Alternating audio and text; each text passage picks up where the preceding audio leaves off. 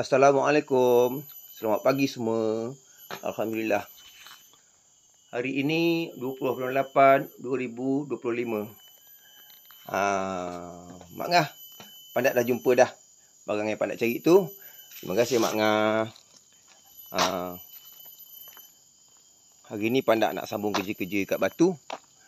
Batu pun dah sampai. Pagi-pagi dah sampai dah. Alhamdulillah.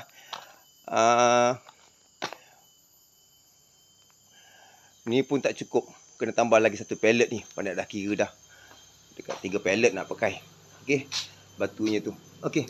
Ni Pandak dah mula kat batu. Satu jenang dah hampir siap. Dinding sebelah bil air ni. Alhamdulillah. Ni kena tangguh sini dulu. Pasal kayu ni nak kena buka. Dah buka kayu ni. Baru Pandak boleh sambungkan dekat batu. Kayu ni untuk buat jenang pintu. Okey, tangga nanti insyaAllah Pandak cuba usahakan supaya step dia tak berapa tinggi. Kena tambah-tambah sikit lagi tu. InsyaAllah. Doakan Pandak sihat. Semua sihat. InsyaAllah. Mudahkan. Moga-moga Allah Ta'ala memudahkan kerja-kerja Pandak untuk menyambung kerja-kerja buat rumah ni. InsyaAllah. Assalamualaikum semua. Pandak tengah kat batu ni. Ni ada besi ni. Pak Su punya belen-belen kerja-kerja kontrak dia. Dia kasih Pandak pakai untuk mengukuhkan antara tiang dengan dinding batu kita.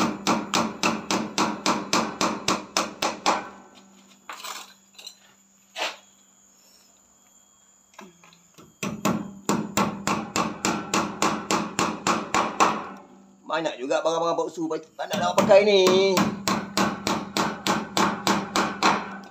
Alhamdulillah. Berkat adik ada kerja, ikut tukang. Dia pun ada beli barang sikit-sikit. Dia kasi Pandak pakai. Alhamdulillah. Kalau tidak pakai paku ni tu, pakai besi tu lagi kokoh.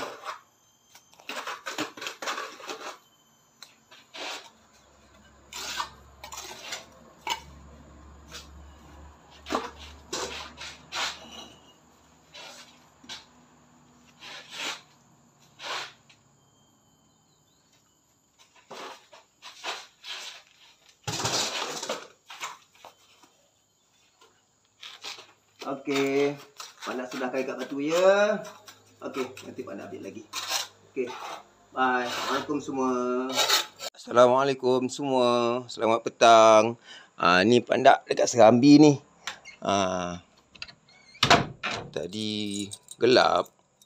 Buka lampu Serambi nak buat kerja kat tangga kat batu tu. Ni kunci balik.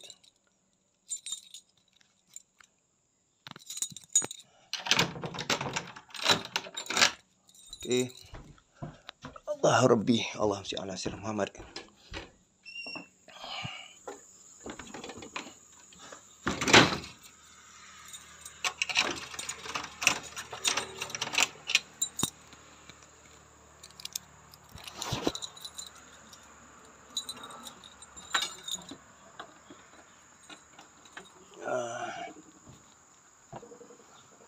Turun dari Serambi.